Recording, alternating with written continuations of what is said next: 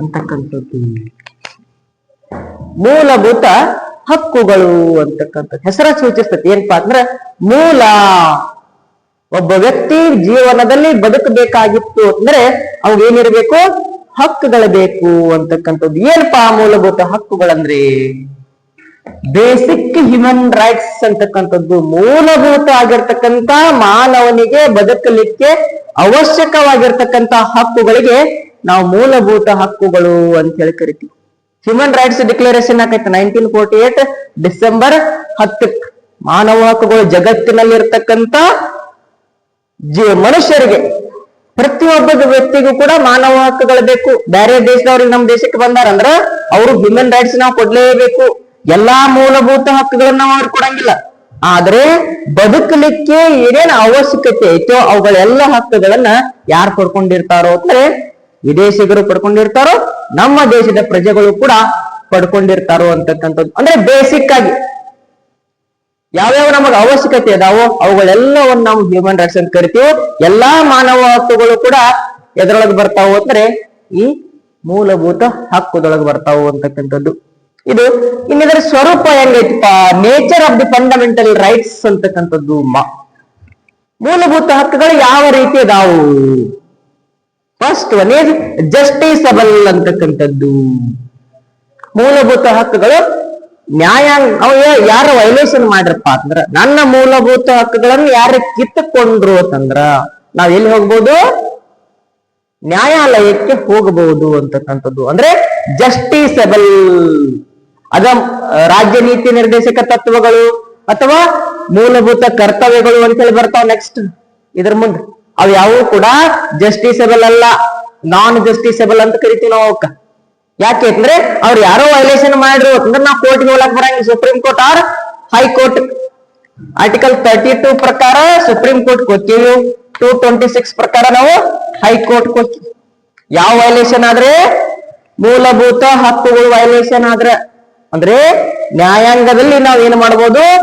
Challenge ಮಾಡಬಹುದು. ಸರ್ಕಾರ ಅಥವಾ ಈ ವ್ಯಕ್ತಿ ನನ್ನ ಬದುಕುವ ಹಕ್ಕನ್ನ ಅಥವಾ ನನ್ನ ಕಲಿಯುವ ಹಕ್ಕನ್ನ ಏನ್ ಮಾಡಿದಪ್ಪ ಅಂದ್ರೆ ಕಿತ್ತುಕೊಂಡ, ಹಾಗಾಗಿ ನನಗೆ ನ್ಯಾಯವನ್ನ ನೀಡ್ರಿ ಅಂತ ಹೇಳಿ ನಾವೇನ್ ಮಾಡ್ಬೋದು? ನ್ಯಾಯಾಲಯದ ಮೊರೆಯನ್ನ ಹೋಗ್ಬೋದು ಅಂತಕ್ಕಂಥದ್ದು. ಇನ್ನ ಯೂನಿವರ್ಸಲ್ ಅಂತಕ್ಕಂಥದ್ದು ಸಾರ್ವತ್ರಿಕವಾಗಿ ಅವು ಮೂಲಭೂತ ಹಕ್ಕುಗಳು ಭಾರತದಲ್ಲಿರ್ತಕ್ಕಂಥ ಯಾವುದೇ ನಾಗರಿಕನಿಗೆ ಅಥವಾ ಈ ಜಾತಿ, ಈ ಜನಾಂಗ, ಈ ಧರ್ಮದವ್ರಿಗೆ ಅಷ್ಟೇ ರೆಸ್ಟ್ರಿಕ್ಷನ್ ಅದಾವಪ್ಪ, ಉಳ್ಕದವ್ರಿಗಿಲ್ಲ ಅಂತೆಲ್ಲ ಬರಂಗಿಲ್ಲ. ಯೂನಿವರ್ಸಲ್ ಭಾರತದಲ್ಲಿ ಹುಟ್ಟಿರ್ತಕ್ಕಂಥ ಪ್ರತಿಯೊಬ್ಬ ವ್ಯಕ್ತಿಗೂ ಕೂಡ ಅಂದ್ರೆ ಯಾವ ನಾಗರಿಕ ಇರ್ತಾನೋ ಅವ್ರಿಗೆಲ್ಲರಿಗೆ ಯಾವುದೇ ಜಾತಿ ಭೇದ ಮಾಡದೆ ಪ್ರತಿಯೊಬ್ಬ ನಾಗರಿಕನಿಗೆ ಯೂನಿವರ್ಸಲ್ ಆಗಿರ್ತಾವು ಅಂತಕ್ಕಂಥದ್ದು ಅಂದ್ರೆ ಇರ್ತಾವು. ಇನ್ನ ಇನ್ಲೇನಬಲ್ ಅಂತ ಕರಿತೀವಿ. ಪರಭಾರೆ ಮಾಡ್ಲಕ್ ಬರಂಗಿಲ್ಲ. ನನ್ನ ಮೂಲಭೂತ ಹಕ್ಕುಗಳು ಏನದಾವು ನಾನೇ ಸ್ವೀಕರಿಸ್ತೀನಿ, ವರ್ಗಾಯಿಸ್ಲಕ್ ಬರಂಗಿಲ್ಲ. ನನ್ನ ರೈಟ್ಸ್ ಏನದಾವು ನಾನೇ ಅನುಭವಿಸ್ತೀನಿ ಅಂತಕ್ಕಂಥದ್ದು. ಇನ್ನ ರೆಸ್ಟ್ರಿಕ್ಷನ್ ಅಂತಕ್ಕಂಥದ್ದು, ಇವುಗಳಿಗೂ ಕೂಡ ಕೆಲವೊಂದು ನಿಯಂತ್ರಣಗಳದಾವ. ನನಗ ಮೂಲಭೂತ ಹಕ್ಕು ಐತಿ, ರೈಟ್ ಟು ಸ್ಪೀಚ್ ಐತಿ ಅಂತೇಳಿ ನಾ ಹೆಂಗ್ ಬೇಕಾದಾಗ ಮಾತಾಡ್ಲಕ್ ಬರಂಗಿಲ್ಲ. ಅದಕ್ಕೆ ಏನೈತಿ? ರೀಸನಬಲ್ ರೆಸ್ಟ್ರಿಕ್ಷನ್ಗಳು ಅಂತ ಹೇಳಿ ಕರಿತೀವಿ. ಅಂದ್ರೆ ಸರ್ಕಾರ ಮನಸ್ಸು ಮಾಡಿತು ಅಂತ ನಮ್ಮ ಹಕ್ಕನ್ನ ಕಸಿದುಕೊಳ್ಳಬಹುದು, ಎಕ್ಸೆಪ್ಟ್ ಜೀವಿಸುವ ಹಕ್ಕನ್ನು ಹೊರತುಪಡಿಸಿ. ನೋಡ್ರಿ ಎಮರ್ಜೆನ್ಸಿ ಡಿಕ್ಲೇರ್ ಆ ಸಮಯದೊಳಗ ಫ್ರೀಡಮ್ ಆಫ್ ಸ್ಪೀಚ್ ಕಸ್ಕೊಂಡಿರ್ತಾರು, ಅಥವಾ ಪ್ರೆಸ್ ಅನ್ನ ಏನ್ ಮಾಡಿರ್ತಾರಪ್ಪ ಅಂದ್ರೆ ಯಾವುದೇ ಆರ್ಟಿಕಲ್ ಬರೀದಾಗಿರ್ಬೋದು ಅಥವಾ ನ್ಯೂಸ್ ಪೇಪರ್ ಪ್ರಿಂಟ್ ಮಾಡೋದು ಕೂಡ ಹಿಡಿದು ಸರ್ಕಾರ ಹಿಂದೆ ತಗೊಂಡಿರ್ತೈತಿ. ನ್ಯಾಷನಲ್ ಎಮರ್ಜೆನ್ಸಿ ಡಿಕ್ಲೇರ್ ಆದಾಗ ಇವುಗಳೆಲ್ಲ ಈಗ ಏನಾಗಿರ್ತಾವಪ್ಪ ಅಂತ ಸರ್ಕಾರದ ನಿಯಂತ್ರಣದೊಳಗಿರ್ತಾವು, ಅಥವಾ ನಾವು ಸರ್ಕಾರದ ವಿರುದ್ಧವಾಗಿ ಮಾತನಾಡ್ಲಿಕ್ಕೆ ಬರುದಿಲ್ಲ ಅಂತಕ್ಕಂಥ ಅಂದ್ರೆ ರಿಸ್ಟ್ರಿಕ್ಷನ್ಗಳು ಕೂಡ ಇದಕ್ಕೂ ಸಮ್ ಟೈಮ್ ಇರ್ತೈತಿ ಅನ್ನೋದು ನಮ್ಗೆ ಗೊತ್ತಿರ್ಬೇಕು. ತಿಳಿತು ಏನಪ್ಪಾ ಅಂದ್ರೆ ನಾವೀಗ ಯಾರಿಗೆ ಮಾತನಾಡುವ ಹಕ್ಕೈತಿಪ್ಪ, ನಾ ಹೆಂಗ್ ಬೇಕಾದಾಗ ಅಥವಾ ನಿಮ್ಗೆ ಬೈಯೋದಾಗಿರ್ಬೋದು, ಅಥವಾ ಯಾರೋ ರೋಡ್ದಾಗ ಹೊಂಟೈತ ಅವ್ರಿಗೆ ಏನಾರ ಅನ್ನೋದಾಗಿರ್ಬೋದು, ಅಥವಾ ದೊಡ್ಡ ವ್ಯಕ್ತಿ ಇರ್ತಾನ ಅವಾಗೊಂದು ಆಪಾದನೆ ಮಾಡೋದಾಗಿರ್ಬೋದು, ಅಥವಾ ಆ ವ್ಯಕ್ತಿಗೆ ತೇಜೋವಧೆಯನ್ನ ಮಾಡುವುದಾಗಿರ್ಬೋದು. ಇವುಗಳೆಲ್ಲವುಗಳನ್ನ ಆ ವ್ಯಕ್ತಿ ನಮಗೆ ಏನ್ ಮಾಡಬಹುದು ಅಂತಂದ್ರೆ ಡಿಫಾಮೇಷನ್ ಕೇಸ್ ಹಾಕುವ ಮೂಲಕ ನಮಗ ಆ ವ್ಯಕ್ತಿ ನನ್ನ ಏನ್ ಮಾಡ್ಯಾನಪ್ಪ ಅಂತ ನನ್ನ ಸ್ಟೇಟಸ್ಗೆ ಚ್ಯುತಿ ತಂದಾನೋ ಅಥವಾ ಧಕ್ಕೆಯನ್ನು ತಂದಾನೋ ಅಂತಕ್ಕಂತ ಒಂದು ಚಾಲೆಂಜ್ ಎಲ್ಲಿ ಮಾಡಬಹುದು? ನ್ಯಾಯಾಲಯದೊಳಗ ಮಾಡಬಹುದು. ಅಂದ್ರೆ ನಾವು ಮಾತನಾಡುವ ಹಕ್ಕು ಐತಿ ಅಂತ ಹೇಳಿ ನಾಲಿಗೆ ಬಹಳ ಹರಿ ಬಿಡಬಾರದು ಅಂತಕ್ಕಂಥದ್ದು ಅದು ನಮಗ್ ಗೊತ್ತಿರ್ಬೇಕು. ಅದಕ್ಕೆ ನೋಡ್ರಿ ಒಂದು ಗಾದೆ ಮಾತಾಯ್ತು, 3 ಇಂಚಿನ ನಾಲಿಗೆಯು 6 ಅಡಿಯ ಮನುಷ್ಯನನ್ನು ತಿಂದು ಬಿಡ್ತತಿ ಅಂತ ಹೇಳ್ತತಿ ಜಪಾನಿನ ಗಾದೆ. ಅಷ್ಟೇ ಸತ್ಯನೂ ಐತದ. ಮತ್ ನಾಲಿಗೆ ಏನೋ ಆವೇಶದೊಳಗೆ ಮಾತನಾಡಿ ಬಿಡ್ತೈತಿ, ಅದ್ರ ಅನುಭವಿಸುವುದು ಯಾವುದು, ಅದರ ಫಲವನ್ನ ಈ ಶರೀರ ಅಥವಾ ನಮ್ಮ ಬದುಕು ಅಂತಕ್ಕಂಥದ್ದು ಅದರ ಫಲವನ್ನು ಅನುಭವಿಸ್ತೈತಿ ಅಂತಕ್ಕಂಥ. ಅದಕ್ಕೆ ನಾವು ಮಾತನಾಡುವಾಗ ಪ್ರತಿಯೊಂದು ವರ್ಡು ಮಾತನಾಡುವಾಗ ನಾಲಿಗೆಯ ಮೇಲೆ ಟೇಸ್ಟ್ ಮಾಡಿ ನಾವ್ ಏನ್ ಮಾಡ್ಬೇಕು, ಮಾತನಾಡಬೇಕು. ಅದರ ರುಚಿ ನೋಡ್ಬೇಕು. ಏನು ಮಾತಾಡ್ರೆ ಮುಂದೆ ಏನೈತಿಪ್ಪ ಅನ್ನೋ ತಿಳ್ಕೊಂಡಾಗ ಮಾತ್ರ ನಾಲಿಗೆ, ಅದಕ್ಕೆ ನಾಲಿಗೆ ಒಳ್ಳೆಯದಾದ್ರೆ ನಾಡೆಲ್ಲ ಒಳ್ಳೆಯದು ಅಂತೇಳಿ ನಾವು ಕರಿತೀವಿ. ಕಾರಣ ಇದೆ ಅಂತಕ್ಕಂಥದ್ದು. ಹಾಗೆ ನಮ್ಮ ಸಂವಿಧಾನದೊಳಗೂ ಕೂಡ ಇದಕ್ಕೆ ಏನ್ ಮಾಡ್ಯಾರು, ರೆಸ್ಟ್ರಿಕ್ಷನ್ ಗಳನ್ನ ನಮ್ಮ ಸಂವಿಧಾನ ಮಾತ್ರ ಅಂತಕ್ಕಂಥವ್ರು. ಇನ್ನು ಮೂಲಭೂತ ಹಕ್ಕುಗಳೊಳಗ ಫಸ್ಟ್ ಬರ್ತಕ್ಕ ಅಂದ್ರೆ ಆರಂಭ ಆಗೋದು 3ನೇ ಭಾಗದೊಳಗ, ಭಾರತ ಸಂವಿಧಾನದ 3rd ಪಾರ್ಟ್. ಅದ್ರೊಳಗ 12ನೇ ವಿಧಿಯಿಂದ 32ನೇ ವಿಧಿಗಳವರೆಗೆ ಏನ್ ಹೇಳ್ತತಿ ಅಂದ್ರೆ ಎಕ್ಸ್ಪ್ಲನೇಷನ್ ಮೂಲಭೂತ ಹಕ್ಕುಗಳ ಕುರಿತಾಗಿ ವಿವರಣೆಯನ್ನ ನೀಡ್ತತಿ. ಸ್ಕೋಪ್, ಫಂಡಮೆಂಟಲ್ ರೈಟ್ ಸ್ಕೋಪ್ ಏನಪ್ಪಾ, ಎಷ್ಟು ವ್ಯಾಪ್ತಿ ಹೊಂದೈತಿ ಅಂದ್ರೆ 6 ಹಕ್ಕುಗಳನ್ನ ಹೊಂದೈತಿ ಅಂತಕ್ಕಂಥದ್ದು. ಒಂದು ರೈಟ್ ಟು ಈಕ್ವಾಲಿಟಿ ಅಂತಕ್ಕಂಥದ್ದು, ರೈಟ್ ಟು ಲಿಬರ್ಟಿ ಅಥವಾ ಫ್ರೀಡಮ್ ಅಂತಕ್ಕಂಥದ್ದು, ರೈಟ್ ಅಗೇನೆಸ್ಟ್ ಎಕ್ಸ್ಪ್ಲೈಟೇಷನ್ ಅಂತಕ್ಕಂಥದ್ದು, ಹಾಗೆ ರಿಲಿಜಿಯಸ್ ರೈಟ್ ಅಂತಕ್ಕಂಥದ್ದು,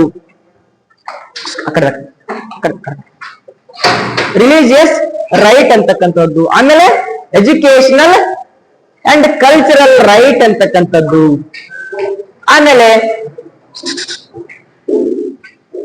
ಕಾನ್ಸ್ಟಿಟ್ಯೂಷನಲ್ ರೆಮಿಡೀಸ್ ಅಂತಕ್ಕಂಥದ್ದು, ಸಂವಿಧಾನ ಬದ್ಧ ಪರಿಹಾರದ ಹಕ್ಕು.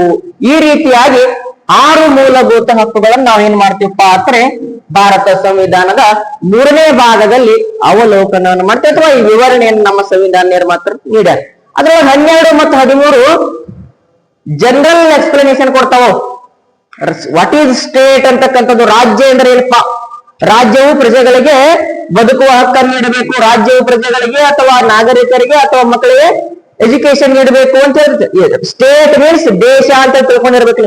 ರಾಜಕೀಯ ಶಾಸ್ತ್ರ ಅಥವಾ ಸಂವಿಧಾನವನ್ನು ಕಲಿಯುವಾಗ ಸ್ಟೇಟ್ ಅಂದ್ರೆ ಯಾವುದು 1 ರೂಪಾಯಿ ಹಣದಿಂದ ರಾಜ್ಯ ಸರ್ಕಾರದ ಧನ ಸಹಾಯದಿಂದ ಕಾರ್ಯನಿರ್ವಹಿಸ್ತೈತೋ ಅದಕ್ಕೆಲ್ಲದಕ್ಕೂ ನಾವ್ ಏನಂತ ಕರಿತೀವಿ ಅಂದ್ರೆ ರಾಜ್ಯ ಅಂತ ಹೇಳಿ ಕರಿತೀವಿ.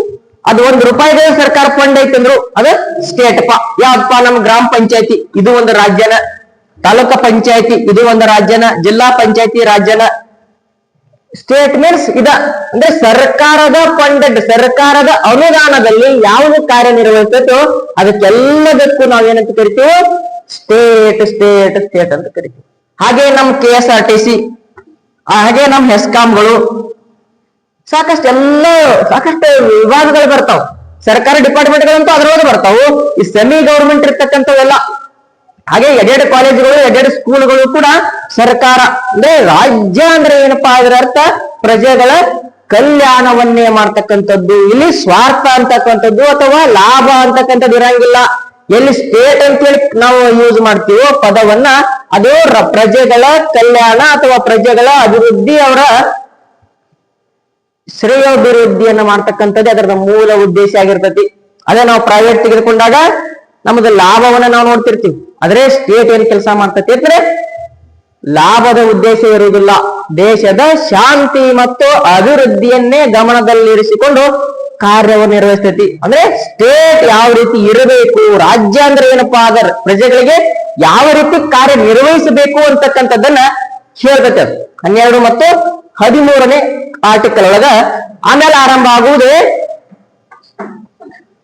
ಆರ್ಟಿಕಲ್ 14ರ ಮೂಲಕ ರೈಟ್ ಟು ಈಕ್ವಾಲಿಟಿ ಅಂತಕ್ಕಂಥದ್ದು, ಸಮಾನತೆಯ ಹಕ್ಕು ಅಂತ ಹೇಳಿ ಕರಿತೀವಿ.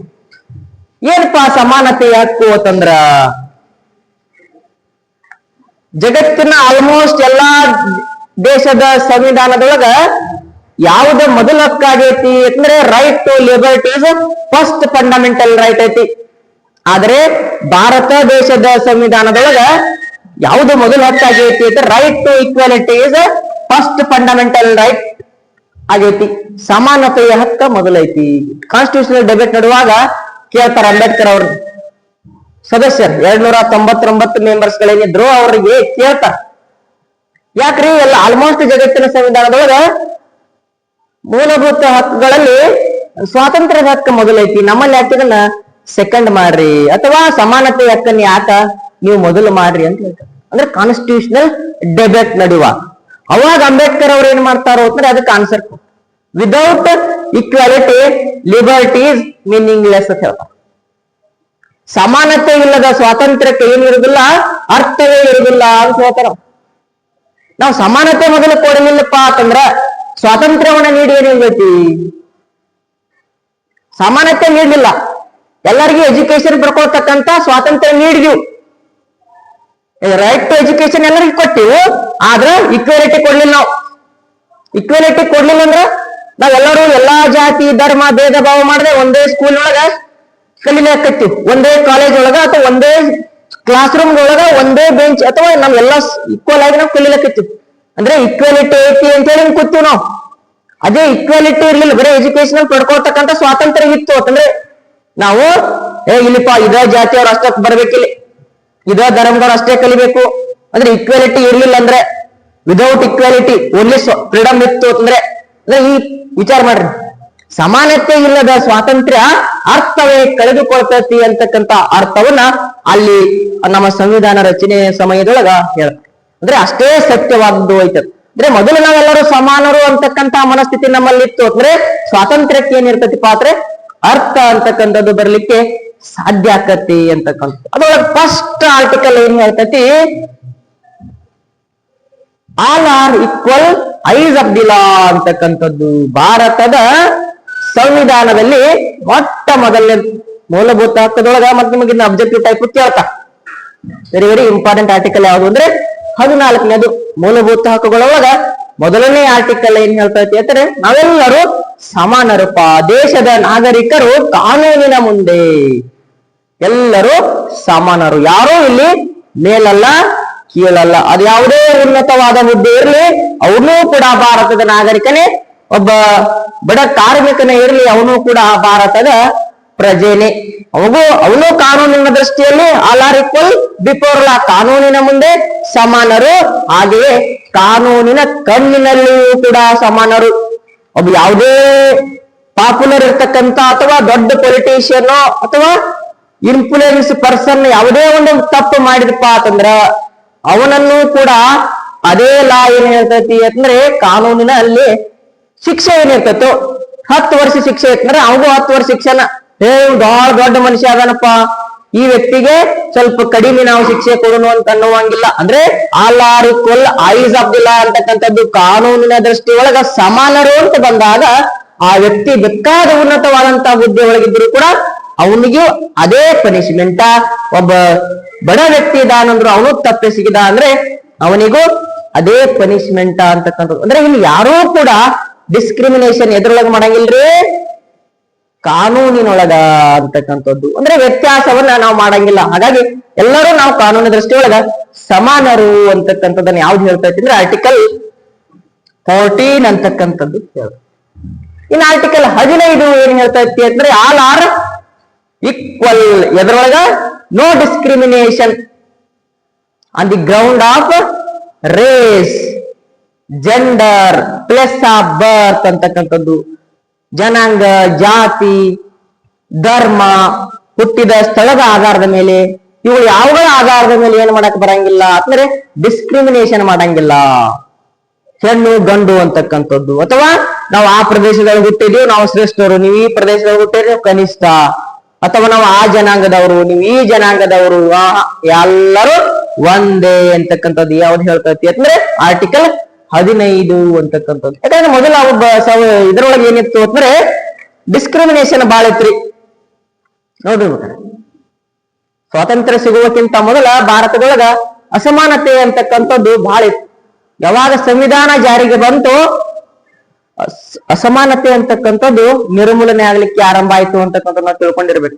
ಈಗ ನೋಡ್ರಿ ಎಲ್ಲರೂ ನಾವು ಈಕ್ವಲ್ ಆಗಿ ಕಲಿತಿದ್ವಿ, ಅದ ಮೊದಲ ಹೆಂಗಿತ್ತ ಸಿಸ್ಟಮ್, ಓನ್ಲಿ ಉನ್ನತ ಜಾತಿ ಅಥವಾ ಶ್ರೀಮಂತರ ಸ್ವತ್ತಾಗಿತ್ತು ಶಿಕ್ಷಣ ಅಂತಕ್ಕಂಥದ್ದು. ಶ್ರೀಮಂತರಿಗೆ ಏನಾಗಿತ್ತಪ್ಪ ಅಂದ್ರೆ ಮೀಸಲಾಗಿತ್ತು ಅಂತಕ್ಕಂಥದ್ದು. ಆದ್ರೆ ಸರ್ ಎಲ್ಲಾರು ಒಂದೇ ತಿಳ್ತೀರಿ ಮತ್ ಮೇಲೆ ಎಲ್ಲಾರು ಒಂದೇ ದೃಷ್ಟಿಯೊಳಗೆ ನೋಡ್ರಿ ಅಂತ ಯಾವ್ದು ಹೇಳ್ತೈತಿ ಆರ್ಟಿಕಲ್ 15 ಹೇಳ್ತೈತಿ. ಆದ್ರೆ ಮತ್ತಾಕೆ ರಿಸರ್ವೇಶನ್ ಕೊಡ್ತೀರಿ, ಮೇಲ ಫಿಮೇಲ್ ಡಿಸ್ಕ್ರಿಮಿನೇಷನ್ ಮಾಡ್ತೀರಿ, ಪ್ಲೇಸ್ ಆಫ್ ಬರ್ತ್ ಮೇಲೆ ಡಿಸ್ಕ್ರಿಮಿನೇಷನ್ ಮಾಡ್ತೀರಿ. ಪ್ಲೇಸ್ ಆಫ್ ಬರ್ತ್ ಮೇಲೆ ಎಲ್ಲಿ ಡಿಸ್ಕ್ರಿಮಿನೇಷನ್ ಮಾಡ್ತಾರೆ ಹೇಳ್ರಿ? ರಿಸರ್ವೇಶನ್ ಅಂತಕ್ಕಂಥದ್ದು, ಮೀಸಲಾತಿ ಅಂತಕ್ಕಂಥದ್ದು ಇಲ್ಲೇ ಬರುತ್ತೆ. ಅದು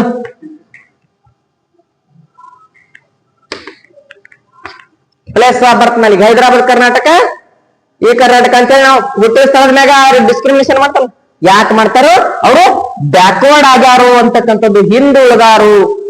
ಹಾಗಾಗಿ ಅಲ್ಲಿ ಹುಟ್ಟಿದ ಸ್ಥಳದ ಮೇಲೆ ಏನ್ ಮಾಡ್ತೀವಪ್ಪ, ಅವರು ಸಬಲರಿಲ್ಲ. ಹಾಗಾಗಿ ನಮ್ಮೊಂದಿಗೆ ಅವರನ್ನು ಸಬಲರನ್ನಾಗಿ ಮಾಡುವ ಸಲುವಾಗಿ ಅಲ್ಲಿ ಅವ್ರಿಗೆ ಏನ್ ಮಾಡ್ತಾರೆ, ಅವಕಾಶಗಳನ್ನು ಕೊಡ್ತಾರ ಹೊರತಾಗಿ ಅವ್ರಿಗೆ ಡಿಸ್ಕ್ರಿಮಿನೇಷನ್ ಮಾಡಂಗಿಲ್ಲ. ಅದು ನಾವು ಕ್ಲಾರಿಟಿ ಇರ್ಬೇಕು ನಮಗ್. ಅದೇ ರೀತಿ ಮೇಲ್ ಅಂಡ್ ಫೀಮೇಲ್ ಇಲ್ಲಿ ಆಲ್ ಆರ್ ಈಕ್ವಲ್ ಅಂತ ಹೇಳ್ತಾರೆ. ಯಾನೋ ವ್ಯತ್ಯಾಸ ಮಾಡ್ಬೇಡ್ರಪ್ಪ ಜೆಂಡರ್ ಒಳಗ ಅಂತ ಹೇಳ್ತಾರ. ಆದ್ರೆ ಪುರುಷ ಪ್ರಧಾನ ವ್ಯವಸ್ಥೆ ಹೊಂದಿರತಕ್ಕಂತ ದೇಶದೊಳಗ ಮಹಿಳೆಯರು ಕೂಡ ಪುರುಷನಷ್ಟೇ ಸಮಾನರು ಅಂತಕ್ಕಂತ ಕಾನ್ಸೆಪ್ಟ್ ಇಟ್ಕೊಂಡ ಇಲ್ಲಿ ಅವ್ರಿಗೆ ಏನ್ ಮಾಡ್ತಾರಪ್ಪ ಅಂದ್ರೆ ಸಬ್ ಕ್ಲಾಸ್ ಒಳಗ ಪ್ರಾವಿಷನ್ಗಳನ್ನ ಕೊಡ್ತಾರು. ಅಂದ್ರೆ ನಾವು ಏನ್ ಕ್ಲಾರಿಟಿ ಇರಬೇಕು, ನಾವೆಲ್ಲರೂ ಸಮಾನರು. ಎಲ್ಲಿವರೆಗೆ ಸಮಾನತೆ ಎದುರೊಳಗೆ ಬರಂಗಿಲ್ಲ, ಪುರುಷ ಮಹಿಳೆ ಅಂತಕ್ಕಂಥ ಸಮಾನತೆ ಯಾವಾಗ ಬರ್ತೈತೋ ಅವಾಗ ಈ ರಿಸರ್ವೇಶನ್ ಅಂತಕ್ಕಂಥದ್ದು ತಾನೇ ಏನಾಗತ್ತಪ್ಪ ಅಂದ್ರೆ ಹೋಗಿ ಬಿಡ್ತದೆ. ಇದು ನಮಗ್ ಗೊತ್ತಿರಬೇಕು. ಇನ್ನು ಆರ್ಟಿಕಲ್ 16 ಅಂತಕ್ಕಂಥದ್ದು ಈಕ್ವಲ್ ಅಪಾರ್ಚುನಿಟಿ ಅಂತಕ್ಕಂಥ ಫಾರ್ ಪಬ್ಲಿಕ್ ಸೆಕ್ಟರ್ಸ್ ಎಲ್ಲ ಅದ್ರೊಳಗೆ ಬಂತು. 2 ಟೈಪ್ಸ್ ಅಪಾರ್ಚುನಿಟಿಗಳು ಇರ್ತಾವ ನಮಗೆ. ಯಾವ್ಯಾವ ಇರ್ತಾವ ಹೇಳ್ರಿ? ಒಂದು ನಮ್ ಇಂಡಿಯನ್ ಕಾಂಟೆಸ್ಟ್ ಒಳಗೆ 2 ಟೈಪ್ಸ್ ಗವರ್ಮೆಂಟ್ ಜಾಬ್ ಪೋಸ್ಟ್ ಗಳು ಇರ್ತಾವ. ಒಂದು ಎಲೆಕ್ಟೆಡ್ ಪೋಸ್ಟ್, ಎಲೆಕ್ಟೆಡ್ ಅಂದ್ರೆ ಯಾವ್ಯಾವ್ರಿ ಎಲೆಕ್ಟೆಡ್ ಅಂದ್ರೆ, ಇನ್ನೊಂದು ಸೆಲೆಕ್ಟೆಡ್.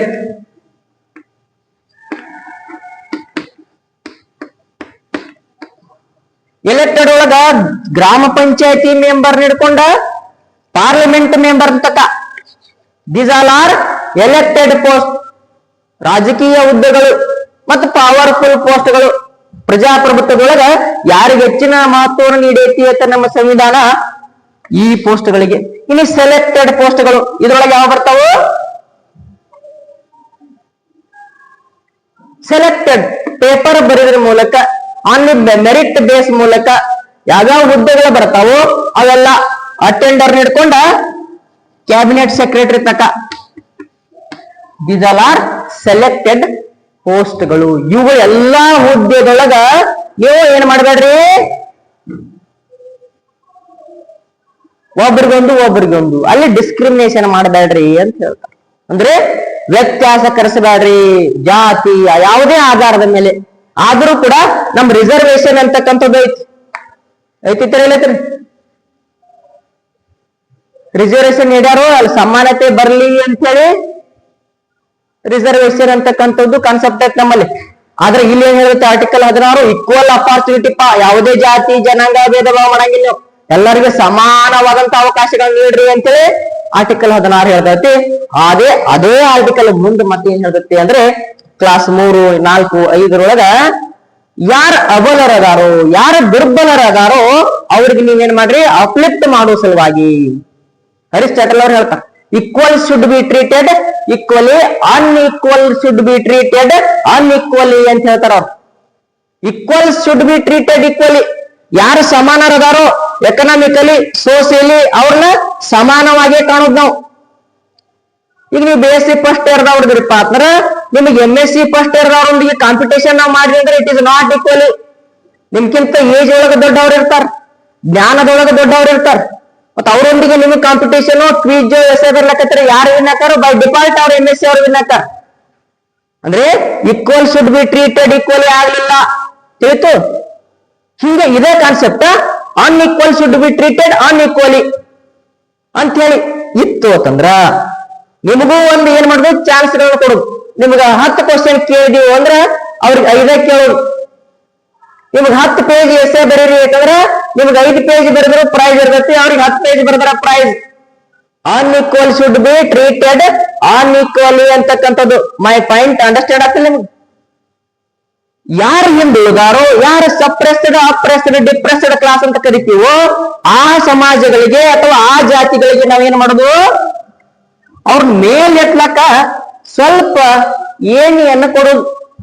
ಈಗ ನೋಡ್ರಿ, ಒಬ್ಬ ವ್ಯಕ್ತಿ ಬಹಳ ಹೈಟ್ ಇರ್ತಾನ, ಒಬ್ಬ ಗಿಡ್ ಇರ್ತಾನಪ್ಪ. ಒಂದು ಮಾವಿನ ಗಿಡ ಇರ್ತತಿ, ಅದ್ ಇಲ್ಲಿ ಇರ್ತತಿ. ಈ ವ್ಯಕ್ತಿ ಸರಳವಾಗಿ ಕೈ ಮಾಡಿದ್ರೆ ಏನಾಕತಿ, ಹಣ್ಣು ಸಿಗ್ತತಿ. ಆದ್ರ ಈ ವ್ಯಕ್ತಿಗೆ ಸಿಗಂಗಿಲ್ಲ. ಇಬ್ಬರಿಗೆ ಹಣ್ಣರ ತಿನ್ಬೇಕು, ಇಬ್ರು ಮನುಷ್ಯರ ಅದಾರ, ಇಬ್ರು ಮಾನವರು ಅದಾರು. ಆದ್ರ ಈ ವ್ಯಕ್ತಿ ಗಿಡ್ಡ ದಾನ ಅಂದ್ರೆ ನಾವು ಇವಾಗ ಏನ್ ಕೊಡ್ಬೇಕು, ಒಂದು ಸ್ಟೂಲು ಒಂದು ಟೇಬಲ್ ನೀಡಬೇಕಾಗತ್ತೆ ಈ ವ್ಯಕ್ತಿ. ಇವಾಗ ಟೇಬಲ್ ಸ್ಟೂಲ್ ನೀಡಿದ್ರೆ ಇವಾಗ ಮತ್ತೆ ಟೇಬಲ್ ಸ್ಟೂಲ್ ನೀಡಿದ್ರೆ ಇವ್ ಕೈ ಹಾಕೋಬಾರ್ದು, ಬಾಯಿ ಹಾಕಿರ್ತಾರೆ ಇಲ್ಲಿದ್ದಂತ ವ್ಯಕ್ತಿ. ಮತ್ತ ನಾವೇನತ್ತು ಅಸಮಾನತೆ ಹಾಕಿಲ್ರಿ. ಹಂಗ ಆಗಬಾರದು ಅಂತಕ್ಕಂಥದ್ದು. ಯಾರು ಎಕನಾಮಿಕಲಿ ಈ ರಿಸರ್ವೇಶನ್ ಅಂತಕ್ಕಂಥ ಕಾನ್ಸೆಪ್ಟ್ ಯಾರು ಆರ್ಥಿಕವಾಗಿ ಸಾಮಾಜಿಕವಾಗಿ ಮುಂದುವರೆದಾರೋ ಅವ್ರಿಗೆ ಬಿಟ್ಟ, ಯಾರು ಆರ್ಥಿಕವಾಗಿ ಸಾಮಾಜಿಕವಾಗಿ ಹಿಂದುಳಿದಾರೋ ಅವರಿಗೆ ನಾವು ಏನು ಕೊಡೋದು, ಒಂದು ಸ್ಟೂಲ್ ಕೊಡೋದು, ಒಂದು ಟೇಬಲ್ ಕೊಡೋದು. ಇಟ್ ಮೀನ್ಸ್ ರಿಸರ್ವೇಶನ್ ಕೊಡುವುದು ಅಂತಕ್ಕಂಥದ್ದು ಹುದ್ದೆದೊಳಗ. ಅಂದ್ರೆ ನಮ್ ಕರ್ನಾಟಕ ತೆಗೆದುಕೊಂಡಾಗ SC ದವ್ರಿಗೆ 17, ST ದವ್ರಿಗೆ 7, OBC ದವ್ರಿಗೆ 27 ರಿಸರ್ವೇಶನ್. ಇನ್ ರೆಸ್ಟ್ ಏನೇ ಉಳಿದಿರ್ತೈತೋ ಅದೆಲ್ಲ general merit, pure general merit. General merit it means ಎಲ್ಲಾ ಜಾತಿ ಜನಾಂಗ ಧರ್ಮದವರು ಯಾರ ಮೆರಿಟ್ ಜಾಸ್ತಿ ಇರ್ತೈತಿ ಅವ್ರು ಇಲ್ಲಿ ಒಂದ ಜಾತಿಯವರು ಬರಬಾರಕ, ಬೇಕಾದ್ರೆ ಎಲ್ಲಾ ಜಾತಿಯವರು ಬರಬಾರಕ. ಇದು ಏನಂತ ಕರಿತೀವಿ ನಾವು, ಜನರಲ್ ಮೆರಿಟ್ ಅಂತ ಕರಿತೀವಿ. ಆದ್ರೆ ಇದ್ರೊಳಗೆ ನೋ ಕಾಂಪ್ರಮೈಸ್. ಅದು ಒಂದೇ ಮಾರ್ಕ್ಸ್ ತಗೊಳ್ಳಕ ಅವನ ಸೆಲೆಕ್ಟ್ ಅಲ್ಲಿ. ಯಾಕೆ ಹೇಳ್ರಿ, ಅವ್ ಇದನ್ನ ಗಣಪಾಪ ವೀಕ್ ಅದಾನು. ನಾವ್ ಇಂಟರ್ನ್ಯಾಷನಲ್ ಸ್ಕೂಲ್ನಾಗ ಓದಿರ್ತೀವಿ, ಅವ್ ಕನ್ನಡ ಇದ್ರೊಳಗೆ ಓದಿರ್ತಾರ ಪಾಪ. ನಾವು ಇಂಗ್ಲಿಷ್ ನೊಳಗೆ ಇಂಪ್ರೂವ್ಮೆಂಟ್ ಬಹಳ ಎಕ್ಸ್ಪರ್ಟ್ ಇರ್ತೀವಿ. ಅವ್ರು ಇಂಗ್ಲಿಷ್ ಅನ್ನೋದು ಗೊತ್ತಿರಂಗಿಲ್ಲ ಆ ಮಕ್ಕಳಿಗೆ. ಮತ್ತ ಅವ್ರಿಗೆ ಅನ್ಯಾಯ ಆಗಬಾರಲ್ಲ. ಜಸ್ಟಿಸ್ ಅಂತಕ್ಕಂಥದ್ದು ಎಲ್ಲರಿಗೂ ಸಿಗಬೇಕು. ಅವ್ರು ಇಂಗ್ಲಿಷ್ ಮೀಡಿಯಂದಾಗ ಓದ್ಲಕ್ಕಂದ್ರೆ ಅವ್ರು ಆರ್ಥಿಕವಾಗಿ ಸ್ಟೇಬಲ್ ಅದಾರು ಅವ್ರ ಫ್ಯಾಮಿಲಿ, ಅದಕ್ಕೆ ಇಂಗ್ಲಿಷ್ ಮೀಡಿಯಂ ಒಳಗೆ ಓದಿಸ್ಯಾರು. ಆ ಮಗು ಕನ್ನಡ ಮಾಧ್ಯಮದ ಓದಲಿಕ್ಕೆ ಕಾರಣ ಬಡತನ ಅಂತಕ್ಕಂಥದ್ದು. ಆ ಮಗುವಿಗೆ ಅನ್ಯಾಯ ಆಗಬಾರ್ದಾಗಿತ್ತು ಅಂದ್ರೆ ಇಲ್ಲಿ ಒಂದ ಅಂಕ ತಗೊಂಡಾನಂದ್ರು ಅವಗೂ ಜಸ್ಟಿಸ್ ಸಿಗಬೇಕು. ಇಲ್ಲ ಯಾಕಂದ್ರೆ ನಾವು ಇಲ್ಲಿ ಮೊದಲು ಜಸ್ಟಿಸ್ ಕೊಡ್ಬೇಕಾಗತ್ತೆ. ಯಾವ ರೀತಿ ಕಾರ್ಲ್ ಮಾರ್ಕ್ಸ್ ಅವ್ರು ಹೇಳ್ತಾರೋ, ಆರ್ಥಿಕತೆ ಅಂತಕ್ಕಂಥದ್ದು ಸಮಾನ ಸಂಪತ್ತಿನ ಸಮಾನ ಹಂಚಿಕೆ, ವೆಲ್ತ್ ಅಂತಕ್ಕಂಥದ್ದು ಈಕ್ವಲ್ ಡಿಸ್ಟ್ರಿಬ್ಯೂಷನ್ ಆಗಿತ್ತು ಅಂದ್ರೆ ಈ ಯಾವ ರಿಸರ್ವೇಶನ್ ಅವಶ್ಯಕತೆ ಇಲ್ಲ, ಏನೂ ಇಲ್ಲ. ಅದ್ರ ನಮ್ಮಲ್ಲಿ ಹಂಗಿಲ್ರಿ. ಒಬ್ರಿಗೆ 1000 ಎಕರೆ ಲ್ಯಾಂಡ್ ಇರ್ತತಿ, ಒಬ್ಬಗ ಮನಿ ಕಟ್ಕೊಳಕ ಒಂದು ಪ್ಲಾಟ್ ಇರಂಗಿಲ್ಲ. ಒಬ್ಬ ಡೈಲಿ ವಿಮಾನದಾಗ ಅಡ್ಡಾಡ್ತಿರ್ತಾನ, ಒಬ್ಬ ಸೈಕಲ್ ಮ್ಯಾಗ ತಿರ್ಗಾಡಕ್ 10 ಸಲ ವಿಚಾರ ಮಾಡ್ತಿರ್ತಾನ ಒಬ್ಬ ಸೈಕಲ್ ಕೊಂಡು ತಗೊಳಕ್. This is our Indian system ಅಂತಕ್ಕಂಥದ್ದು. ಹಾಗಾಗಿ ಇಲ್ಲಿ ನಮ್ಮ ಈ ವ್ಯವಸ್ಥೆ ಅಂತಕ್ಕಂಥದ್ದು, ಈ ಮೀಸಲಾತಿ ಅಂತಕ್ಕಂಥದ್ದನ್ನ ನೀಡಲಿಕ್ಕೆ ಎಲ್ಲರನ್ನೂ ಸಮಾನವಾಗಿ ಕಾಣಬೇಕಪ್ಪ. ಯಾರು ಹಿಂದುಳಿದಾರು, ಯಾರು ಸೋಷಿಯಲಿ ಎಕನಾಮಿಕಲಿ ಹಿಂದುಳಿದಾರು ಅವ್ರಿಗೆ ನಾವು ಒಂದ್ ಸ್ವಲ್ಪ ಅವ್ರನ್ನ ಮೇಲೆತ್ತುವ ಸಲುವಾಗಿ ರಿಸರ್ವೇಶನ್ ನೀಡಬೇಕು ಅಂತಕ್ಕಂಥ ಕಾನ್ಸೆಪ್ಟ್ ನಮ್ಮ ಸಂವಿಧಾನ ನಿರ್ಮಾತೃಗಳಲ್ಲಿ ಮೂಡಿತ್ತು ಅಂತಕ್ಕಂಥದ್ದು. ಮತ್ತೆ ಅಷ್ಟೇ ಸತ್ಯವಾಗೈತಿ, ಅದು ಇನ್ನೂವರೆಗೆ ಕೂಡ ಚಲಾವಣೆಯಲ್ಲಿ ಇರ್ತೈತಿ ಅಂತಕ್ಕಂಥದ್ದು. ಇನ್ನು ಆರ್ಟಿಕಲ್ 17 ಅಂತಕ್ಕಂಥದ್ದು ಅಂದಾಗ ತಿಳಿತಲ್ಲ ಎಲ್ಲರಿಗೂ ಯಾಕೆ ಬೇಕಪ್ಪ ರಿಸರ್ವೇಶನ್ ಅಂತಕ್ಕಂಥದ್ದು. ಇನ್ನು ಆರ್ಟಿಕಲ್ 17 ಅಂತಕ್ಕಂಥದ್ದು ಅಬಾಲಿಷನ್ ಆಫ್ ದಿ ಅನ್ಟಚಬಿಲಿಟಿ, ಅಸ್ಪೃಶ್ಯತೆ ನಿವಾರಣೆ. ಇದನ್ನು ಬರ್ಕೋರಿ, ವೆರಿ ವೆರಿ ಇಂಪಾರ್ಟೆಂಟ್. ಅಸ್ಪೃಶ್ಯತೆಯನ್ನ ನಿವಾರಣೆ ಮಾಡುವುದು. ಮೇಲು ಕೀಳುಪ, ಇವ್ರು ಕೆಳ ಜನಜಾತಿ ಏನೋ ಅವಾಗ ಸಿಸ್ಟಮ್ ಹಂಗಿತ್ತು. ಆದ್ರೆ ಇವತ್ತೇನಾದ್ರು ಉಳಿದಿಲ್ಲಿ ಮನುಷ್ಯ ಜಾತಿ ತಾನೊಂದೇ ವಲಂ ಅಂತ ಹೇಳ್ತಾರೆ ಶರಣ. ನಾವೆಲ್ಲರೂ ಸಮಾನರಪ್ಪ, ಇಲ್ಲಿ ಯಾರೋ ಕೂಡ ಮೇಲಲ್ಲ ಕೀಳಲ್ಲ ಅಂತಕ್ಕಂಥ ಕಾನ್ಸೆಪ್ಟ್ ನಮ್ಮಲ್ಲಿ ಬಂದಾಗ ದೇಶ ಅಂತಕ್ಕಂಥದ್ದು ಅಭಿವೃದ್ಧಿ ಆಗ್ತತಿ. ಅಥವಾ ಸಮಾಜದಲ್ಲಿ ಅಶಾಂತಿಗೆ ಎಡೆ ಮಾಡಿಕೊಡುವುದಿಲ್ಲ, ಶಾಂತಿ ಅಂತಕ್ಕಂಥದ್ದು ನೆಲೆಸ್ತತಿ ಅಂತಕ್ಕಂಥ ನಾವು ತಿಳ್ಕೊಂಡಿರ್ಬೇಕು. Next article 18 abolition of titles ಅಥವಾ ಬಿರುದುಗಳು. ಬಿರುದು ಅಂತ ಅವತ್ತು ಮೊದಲ ಭಾರತದೊಳಗ ಸಾಕಷ್ಟು ಬಿರುದುಗಳಿದ್ದೀರಿ. ರಾಜಾದಿರಾಜ, ರಾಜ ಮಾರ್ತಾಂಡ, ಸಾಕಷ್ಟು ಮಹಾರಾಜ, ಸಾಕಷ್ಟು ಬಿರುದುಗಳಿದ್ದು ಹೆಸರಿನ ಮುಂದೆ ಪ್ರಿಫಿಕ್ಸ್ ಆಗಿ ಯೂಸ್ ಮಾಡ್ಕೊಳ್ಳೋದು. ಅವುಗಳಿಗೆ ನಾವು ಬಿರುದುಗಳು ಅಂತ ಹೇಳಿ ಕರಿತೀವಿ. ಅದೇ ಒಬ್ಬ ದಿನ ಕೆಲಸಕ್ಕೆ ಹೋಗವ, ಕೂಲಿಗೆ ಹೋಗವ, ಯಾವ ಬಿರುದು ಇರ್ತಾವ ನಾವು ಇರ್ತಾವ್ರಿ? ಸಾಧ್ಯ ಇರಂಗಿಲ್ಲ. ಅಂದ್ರೆ ಡಿಸ್ಕ್ರಿಮಿನೇಷನ್ ಆಗಬಾರದು. ಮೆಂಟಲಿ ಅವಾಗ ಹರಾಸ್ಮೆಂಟ್ ಆಗತ್ತ. ಹುಡ್ಕೋ ಮಹಾರಾಜ XYZ, ರಾಜಾದಿರಾಜ XYZ, ಅವನ ಹೆಸರಿನ ಮುಂದೆ ಹಂಗ ಟೈಟಲ್ ಐತಿ, ಹಂಗ ಬಿರುದೈತಿ, ನನಗೇನಿಲ್ಲ ಅಂತೇಳಿ ಅನಿಸ್ತತಿಲ್ಲ. ನಿಮಗೂ ಅನಿಸ್ತತಿ, ನನಗೂ ಅನಿಸ್ತತಿ. ಯಾರು ಮನುಷ್ಯರದಾರೋ ಅವ್ರಿಗೆ ಅನಿಸ್ತತಿ. ಮತ್ತೆ ಪ್ರಾಣಿಗಳಿಗೂ ಅನಿಸಂಗಿಲ್ಲ, ಮತ್ತೆ ಪಕ್ಷಿಗಳಿಗೆ ಅನಿಸಂಗಿಲ್ಲ. ಯಾರು ಮನುಷ್ಯರದಾರೋ ಅವ್ರಿಗೆ ಅನಿಸ್ತತಿ. ಹಾಗಾಗಿ ಅವರಿಗೆ ಅನಿಸಬಾರದು ಅಂತಕ್ಕಂಥ, ಅಂದ್ರೆ ಡಿಸ್ಕ್ರಿಮಿನೇಷನ್ ಆಗಬಾರದು, ವ್ಯತ್ಯಾಸೀಕರಿಸಬಾರದು ಅಂತಕ್ಕಂಥ ಒಂದು ಆಧಾರದ ಮೇಲೆ ನಮ್ಮ ಸಂವಿಧಾನದ ರಚನಾಕಾರರು ಈ ಟೈಟಲ್ ಗಳನ್ನ ಏನ್ ಮಾಡ್ರಪ್ಪ ಅಂದ್ರೆ ರದ್ದುಗೊಳಿಸ್ಬಿಟ್ರು. ಯಾರೂ ಕೂಡ commencement of the Indian constitution 1950 ಜನವರಿ 26 ದಿಂದ 26ರಿಂದ ಯಾರೂ ತಮ್ಮ ಹೆಸರಿನ ಮುಂದೆ ಬಳಸಂಗಿಲ್ಲ. ನೀ ರಾಜರು, ಮಹಾರಾಜರು, ರಾಜ ಮಾರ್ತಾಂಡವರು ಏನಾರ ಇರ್ಲಿ, ಡೈರೆಕ್ಟ್ ಹೆಸರು ಇದನ್ ಮಾಡೋದು ಡಾಕ್ಯುಮೆಂಟ್ ಒಳಗ ಡಾಕ್ಯುಮೆಂಟೇಶನ್. ಹಾಗಾಗಿ ಯಾರು ಕೂಡ ನಿಮ್ ಟೈಟಲ್ ಗಳನ್ನ ಅಥವಾ ಬಿರುದುಗಳನ್ನ ಬಳಸಬೇಡ್ರಿ ಅಂತೇಳಿ ನಮ್ಮ ಸಂವಿಧಾನದೊಳಗ ಆರ್ಟಿಕಲ್ 18 ಎಕ್ಸ್ಪ್ಲನೇಷನ್ ಕೊಟ್ಟರು. ಅಂದ್ರೆ ಇಬ್ಬರಿಗೆ ಅವಕಾಶಗಳನ್ನ ನಮ್ಮ ಸಂವಿಧಾನವೇ ನೀಡೈತಿ. ಯಾರಿಗೆ ಹೇಳ್ಬಹುದು? ಯಾವ ಎರಡು ಪ್ರೊಫೆಷನ್ಗಳಿಗೆ ಅವಕಾಶ ಇದೆ ಅಂತಕ್ಕಂಥ ಟೈಟಲ್ ಗಳನ್ನ ಬಳಸೋದ್ರೊಳಗೆ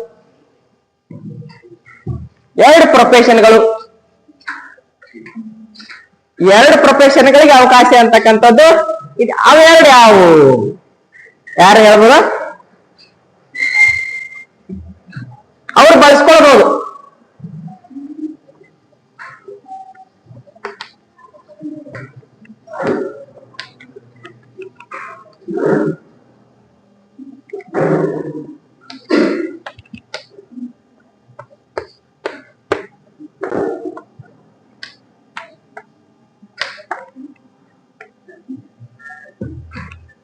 ಶಿಕ್ಷಣವನ್ನ ಪಡ್ಕೊಳ್ಳಿ ಅಂದ್ರೆ ಪೋಸ್ಟ್ ಗ್ರಾಜುಯೇಷನ್ ಮುಗಿಸಿ ರಿಸರ್ಚ್ಗೆ ನಾವು ಹಾದಿವಪ್ಪ ಅಂತಂದ್ರೆ PhD ಯಾವುದೇ ಸಬ್ಜೆಕ್ಟ್ ಇರ್ಬೋದು, ಅದು MSc ಇರ್ಬೋದು, MA ಇರ್ಬೋದು, MTech ಇರ್ಬೋದು, ಯಾವುದೇ ಎಜುಕೇಶನ್ ಸೆಕ್ಟರ್ ಒಳಗ, ಹೈಯರ್ ಎಜುಕೇಶನ್ ಒಳಗ ವಿಶ್ವವಿದ್ಯಾಲಯಗಳಿಂದ ನಾವು ಪಡ್ಕೊಂಡು ಬರ್ತೀವಿ. 3 ವರ್ಷ, 4 ವರ್ಷ, 5 ವರ್ಷ, 10 ವರ್ಷಗಳವರೆಗೆ ಅಧ್ಯಯನ ಮಾಡಿ ಸಾಮರ್ಥ್ಯದಿಂದ ಸಂಪಾದನೆ ಯಾವುದನ್ನ ಮಾಡ್ತೀವೋ, ಶ್ರಮದಿಂದ ಯಾವುದನ್ನ ಸಂಪಾದನೆ ಮಾಡ್ತೀವೋ, ಪಡೆದುಕೊಳ್ತೀವೋ, ಅದರ ಮುಂದೆ ನಾವು ಏನ್ ಹಂಚ್ಕೋಬಹುದು? ಡಾ ಅಂತೇಳಿ ಹಚ್ಕೊಳ್ಬಹುದು. ಮತ್ತೆ ಅದು ಪ್ರಿಫಿಕ್ಸರ ಒಂದು ಗೌರವದ ಸಂಕೇತ ಇಲ್ಲ, ಅದು ಶ್ರಮ ಪಟ್ಟನ, ಪಾಪ ಕಷ್ಟಪಟ್ಟನ. ಹಾಗಾಗಿ ಆ ವ್ಯಕ್ತಿ ಅದನ್ನ ಬಳಸ್ಕೊಳ್ಬಹುದು. ಎಕ್ಸೆಪ್ಟ್ ಎಜುಕೇಶನ್ ಕ್ವಾಲಿಫಿಕೇಶನ್ ಅಂತಕ್ಕಂಥದ್ದು. ಹಾಗೆ ಪ್ರೊಫೆಷನಲ್ ಡಾಕ್ಟರ್ಗಳು ಇರ್ತಾರೆ. MBBS, BHMS, BAMS ಡಾಕ್ಟರ್ಸ್ ಇರ್ತಾರೆ. ಅದೇ ರೀತಿ BSc ವೆಟರ್ನರಿ ಅವರು ಇರ್ತಾರೆ. ಅವರು ಕೂಡ ಪ್ರೊಫೆಷನಲ್ ಡಾಕ್ಟರ್ಸ್ಗಳು, ಅವರಲ್ಲ, ಅವರು ಕೂಡ ತಮ್ಮ ಹೆಸರಿನ ಮುಂದೆ ಡಾಕ್ಟರ್ ಅಂತ ಹೇಳಿ ಬಳಸ್ಕೊಳ್ಳಬಹುದು. ನಾವು ಉಳ್ಕಾದವ್ರು ಯಾರು ಬಳಸ್ಕೊಳಕ್ ಬರಂಗಿಲ್ಲ, ಅದ್ ನಿಮ್ಗ ಕ್ಲಾರಿಟಿ ಇರಲಿ. ಹಾಗೆಯೇ ಮಿಲಿಟರಿ ಆಫೀಸರ್ಸ್ಗಳು, ಮಿಲಿಟರಿ ಒಳಗ ಯಾವುದೇ ಪೋಸ್ಟ್ ಒಳಗಿರ್ಲಿ, ನೇವಿ ಒಳಗಿರ್ಲಿ, ಆರ್ಮಿ ಒಳಗಿರ್ಲಿ, ಅಥವಾ ಯಾವುದು ವಾಯುಪಡೆ ಅಂತ ಕರಿತೀವಿ ನಾವು, ಏರ್ಫೋರ್ಸ್ ಅಂತ ಕರಿತೀವಿ, ಏರ್ಫೋರ್ಸ್ ಒಳಗಿರ್ಲಿ, ಕೆಲವೊಂದು ಹುದ್ದೆಗಳ ಹೆಸರು ಬೇರೆ ಬೇರೆ ಅದಾವಲ್ಲಿ. ಬಹಳ ಏನಂತ ಅಂದ್ರೆ ಹೈರಾರ್ಕಿ ಸಿಸ್ಟಮ್ ಬಹಳ ಐತಲ್ಲಿ. ನಮ್ಮಲ್ಲಿ ಯಾವ ರೀತಿ ಪೊಲೀಸ್ ಡಿಪಾರ್ಟ್ಮೆಂಟ್ ದಾಗ ಶ್ರೇಣೀಕೃತ ವ್ಯವಸ್ಥೆ ಹೈರಾರ್ಕಿ ಸಿಸ್ಟಮ್ ಆಯ್ತು, ಹೀಗೆ ಆರ್ಮಿ ಒಳಗ, ಏರ್ಫೋರ್ಸ್ ಒಳಗ, ನೇವಿ ಒಳಗ ಸಿಸ್ಟಮ್ ಅದ. ಅವು ಹುದ್ದೆ ಒಳಗೆ ಬರ್ತವೆ, ಅವ್ರ ಟೈಟಲ್ ಗಳು ಇರ್ತಾವ. Major, admiral, vice chief marshal, ಸಾಕಷ್ಟು ಪೋಸ್ಟ್ ಗಳು ಇರ್ತಾವ. ಅವರಲ್ಲಿ ರಿಟೈರ್ಡ್ ಆಗಿ ಬಂದ ನಂತರ ಕೂಡ ತಮ್ಮ ಹೆಸರಿನ ಮುಂದೆ ಬಳಸ್ಕೊಳ್ಳೋರು. ಯಾಕಂದ್ರೆ ದೇಶ ಸೇವೆ ಮಾಡಿ ಬಂದಿರ್ತಾರೋ, ದೇಶಕ್ಕಾಗಿ ದುಡಿದಿರ್ತಾರೋ ಅಂತಕ್ಕಂಥದ್ದು, ಜೀವದ ಹಂಗನ್ನ ತೆರೆದು ನಾಡಿಗಾಗಿ ಸೇವೆಯನ್ನು ಸಲ್ಲಿಸಿರ್ತಾರೋ ಅಂತಕ್ಕಂಥ ಒಂದೇ ಒಂದು ಕಾರಣದಿಂದ ಅವ್ರ ಹೆಸರಿನ ಮುಂದೆ ಬಳಸ್ಕೊಳ್ಬಹುದು ಹೊರತಾಗಿ ಗಾಡಿಗಳ ಮ್ಯಾಗ, ಕಾರ್ನ ಮ್ಯಾಲ, ಜೀಪಿನ ಮ್ಯಾಲ, ಬೈಕಿನ ಮ್ಯಾಗ ಬರ್ಕೊಳಂಗಿಲ್ಲ. ಅವತ್ತು ಇದ್ರ ತಿಳುವಳಗಿರಿ. ಎಷ್ಟೋ ಜನಗಳು ಪೊಲೀಸರು ಇರ್ತಾರೋ ತಮ್ಮ ಗಾಡಿ ಮ್ಯಾಗ, ವೆಹಿಕಲ್ ಮ್ಯಾಗ ಬರ್ದಿರ್ತಾರ. ನಿನ್ನೆ ವಿಜಯವಾಣಿ ಪೇಪರ್ದಾಗ ಓದ್ರಿ ನೋಡ್ತಾರ, ಅದ್ರಲ್ಲಿ ಕೊಟ್ಟಾರ, ಕ್ಲಿಯರ್ ಕಟ್ ಕೊಟ್ಟಾರ. ಡಿಫೆನ್ಸ್ ಅವ್ರು ಬರ್ಕೊಂಡ್ ನಿಂತ್ರ ಅವ್ರ ಮೇಲೆ ಆಕ್ಷನ್ ಹಾಕತ್ತೆ ಅಲ್ಲಿಂದ. ಪೊಲೀಸರು ಕೂಡ ಅವರು ಯಾರು ಬರ್ಸೋಳಂಗಿಲ್ರಿ. ಅಂದ್ರೆ ಸರ್ಕಾರದ ಹುದ್ದೆಯನ್ನ ಖಾಸಗಿಗೆ ದುರ್ಬಳಕೆ ಮಾಡ್ಕೊಂಡಂಗತ್ತೈತಿ. ನಾ ಹಿಂಗದಾನಿ ಅನ್ನೋ ಸಮಾಜದ ಮೇಲೆ ತೋರಿಸಂಗತ್ತೈತಿ. ಆದ್ರೆ ಅದು ವೆಹಿಕಲ್ ಪ್ರೈವೇಟ್ ವೆಹಿಕಲ್, ಅದು ಖಾಸಗಿ ವಾಹನದ ಮೇಲೆ ಸರ್ಕಾರದ ಹೆಸರನ್ನ ನಾವೇನ್ ಮಾಡ್ಕೊಳಂಗಿಲ್ಲ, ಮಿಸ್ಯೂಸ್ ಮಾಡ್ಕೋಬಾರದು. ಆದ್ರೆ ಸಾಕಷ್ಟು ವ್ಯಕ್ತಿಗಳು ಮಾಡ್ಕೊಳತ್ತೆ. ಒಂದು ಪ್ರೆಸ್ಟೀಜ್ ಆಗಿಬಿಟ್ಟೈತೆ ಅದು ಇವತ್ತಿನ ದಿನಮಾನದೊಳಗ. ಮತ್ ಹಿಡಿಯವರು ಅವರೇ ಇರ್ತಾರು, ಬರ್ಸೊಂಡವರು ಅವರೇ ಇರ್ತಾರು, ನೋ ಪ್ರಾಬ್ಲಮ್. ಹಾಗಾಗಿ ಹಂಗಾಗಿ ಚಲ್ತಾ ನಡೀತಿರತ್ತಲ್ಲ. ಆದ್ರೆ ಬಳಸ್ಕೊಳ್ಬಾರ್ದು. ನಾವು ಸಾರ್ವಜನಿಕ ಹುದ್ದೆಯ ಇದನ್ನ ನನ್ನ ಖಾಸಗಿ ಕೆಲಸಕ್ಕಾಗಿ ಅಥವಾ ನನ್ನ ಖಾಸಗಿ ಏನಪ್ಪಾ ಅಂದ್ರೆ ಪ್ರೆಸ್ಟೀಜ್ ಸಲುವಾಗಿ, ನನ್ನ ಸ್ಟೇಟಸ್ ಸಲುವಾಗಿ ನಾವು ಬಳಸ್ಕೊಳ್ಬಾರ್ದು. ಅದು ನಿಯಮದೊಳಗ ಐತಿ. ಆದ್ರೆ ಹಂಗ ನಡೆದ ಸಮಾಜದೊಳಗ ಎಲ್ಲಿ ತಕ ನಡೀತಿತ್ತು ನಡೀಲಿ. ಆದ್ರೆ ಇಲ್ಲಿ ನಮ್ಮ ಸಂವಿಧಾನದೊಳಗ ಆರ್ಟಿಕಲ್ 18 ಅಂತಕ್ಕಂಥದ್ದು ಏನೈತೋ, ಇವುಗಳನ್ನ ಎರಡನ್ನ ಹೊರತುಪಡಿಸಿ ಉಳಿದಂತ ಯಾವುದೇ ಟೈಟಲ್ಗಳನ್ನ ನಾವು ಬಳಸಂಗಿಲ್ಲ ಅನ್ನೋದು ನಿಮಗ್ ಗೊತ್ತಿದ್ರ ಸಾಕು ಅಂತಕ್ಕಂಥದ್ದು. ಇಲ್ಲಿಗೆ ರೈಟ್ ಟು ಈಕ್ವಾಲಿಟಿ ಅಂತಕ್ಕಂಥದ್ದು ಒಂದನೇ ಮೂಲಭೂತ ಹಕ್ಕು, ಮೊದಲನೇದ ಮೂಲಭೂತ ಹಕ್ಕು ಸಮಾನತೆಯ ಹಕ್ಕು ಅಂತ ಹೇಳಿ ಕರಿತೀವಿ. ಇಷ್ಟ ಇದ್ರ ಕುರಿತಾಗಿರ್ತಕ್ಕಂಥ ವಿವರಣೆ. ಏನ್ರ ಡೌಟ್ ಇದ್ರೆ ಕೇಳ್ರಿ, ಇಲ್ಲಂದ್ರ ಮುಂದೆ ರೈಟ್ ಟು ಫ್ರೀಡಮ್ ಅಂತಕ್ಕಂಥ ಕುರಿತಾಗಿ ನೋಡಿ.